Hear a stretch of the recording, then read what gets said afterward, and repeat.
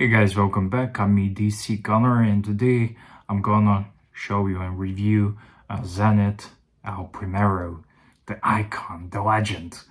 The watch, just wanna give you a quick wrist shot so you can check it out. It's a gorgeous piece, and I think this is the proper Zenith Primero to buy.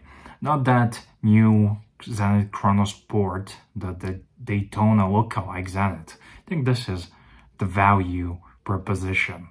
So welcome back to another EDC Gunner video.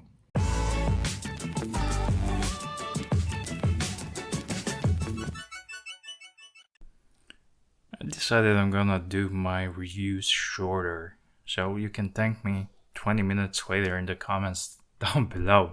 But yeah, today we have a Zenith El Primero, the legendary El Primero, and I think honestly and truly that this is the El Primero to buy, not that new Daytona lookalike Chronosport.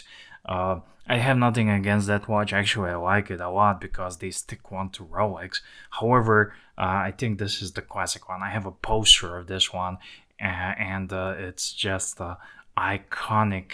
It's an icon, and every watch that is truly an icon is an icon for a reason. And this was the first automatic chronograph. Point. Before this one, they were manual wound chronographs. And speaking of manual wound chronographs, one of the main competitors of this watch and this price point on the used market, they're pretty much the same, but this one retails a bit more than Omega Moonwatch. But the Moonwatch is definitely a competitor to this El Primero. It retails around 7K. And but you can buy them used or on great dealers like Joma shops for under 5, and I think that's a great buy. You get a lot of watch for your money, and this watch has a place in a collection full of Pateks, a collection full of, well, I'm not even gonna say full of Rolexes because it's embarrassing, especially with the collectors nowadays. Rolex this and that one, different color, that and that. But if you truly appreciate horology and you truly appreciate craftsmanship and the history of horology, you're gonna wear and own this watch. And this is the kind of profile of the Zenith El Primero wearer. And I gotta say, this is a loaner, but I need to get me one of these. And this is just a beautiful blue-toned sunray patterned with the 3 registers, tachymeter scale, rhodium plated hands, and index hours. This index hour markers. It's just a gorgeous piece, and it feels like a luxury watch. I look at watches like art, and the aim of the art is to provoke some sort of feelings, whether it's good or bad. And I look at watches like objects of art, like pieces of art.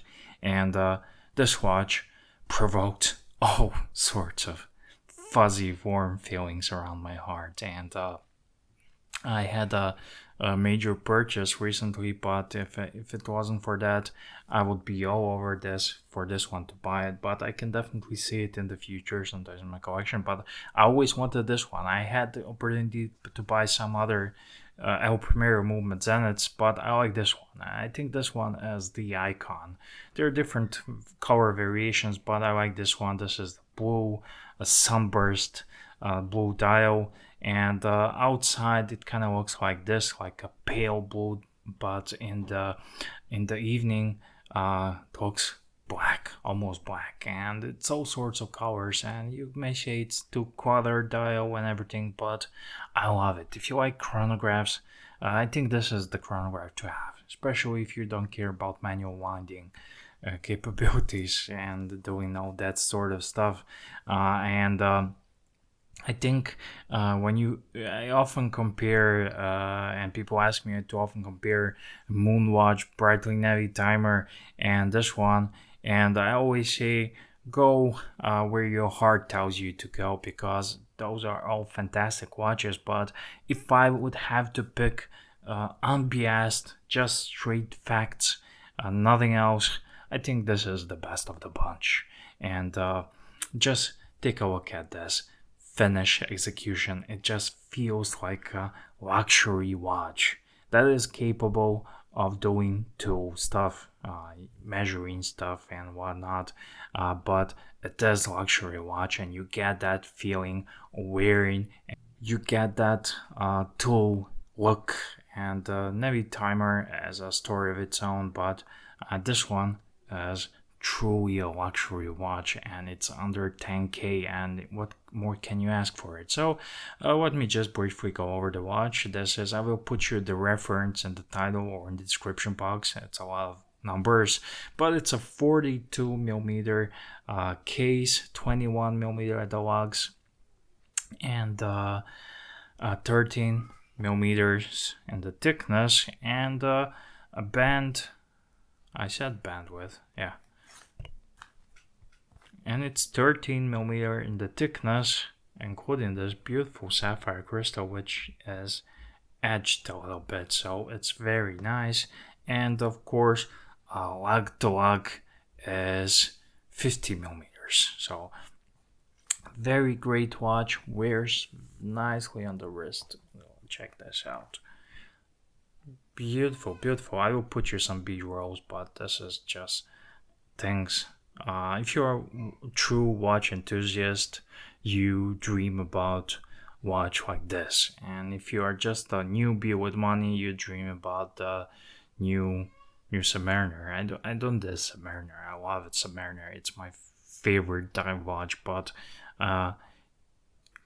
this is just my critique at the current state of affairs in the watch industry. I'm on the watch collectors, so there are lots of gems out there that are people are not just buying; they just want the latest and greatest Rolex. So it's a shame. And speaking of strap, let me just briefly call it the strap. I told you it's 18 millimeter. No, it's 18 at the bottom and 21 at the top, so it kind of tapers down to 18. Leather alligator strap. It has a rubber coating below there, and the clasp as a triple folding clasp, very nicely done, and I like it. It looks like it's not a deployment buckle, but it is, and very nice combination of satin and polish, high polish, and of course there's the star. This is the star, and this is why so many people are buying this watch. And I do like movements. I'm a movement guy.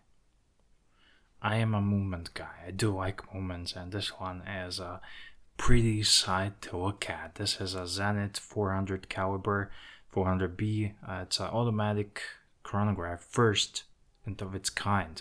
If it wasn't for El Primero, there would be no automatic chronograph. So this is the first automatic chronograph, mechanical automatic chronograph in the world. So that's gotta count for something. Of course, there's a case of Seiko, but I truly consider this one to be the first one. And it's a 50-hour power reserve. It's just a great watch, and it's also water resistant to 100 meters. Even though I would strongly advise to take care of this watch and keep it away from water. Keep this watch away from water. It will serve you well, and it will look nice on your wrist, and you're gonna have icon in your collection, and it's just a gorgeous one. 42 is I cannot believe I'm saying this, but I feel that on the wrist this watch would look better at 38, and I have a 7.5 inches wrist, and it goes nice, but I think 38 would be even bit nicer. But it's all about the taste, and doesn't matter. That's just my personal preference. Some of you like bigger watches, some of you like smaller watches, but no matter which one you choose, it's absolutely beautiful. And the lugs here are brushed, and the bezel is high polished and gives a nice contrast, and not to mention the dial. It's just amazing. I love everything about this watch. There is no flaws. There's nothing I could say that I don't like about this watch, except well, I even like the price because it's not that expensive. You're not gonna break the bank, and you get a lot of horology for your money. And I know people are buying Oyster Perpetuals with the silly colored dials, and most of those people probably haven't heard about this one. So that's it. With that, I'm gonna leave you guys. Thank you for watching, and if you like this video, give me a thumbs up, and see you in the next one.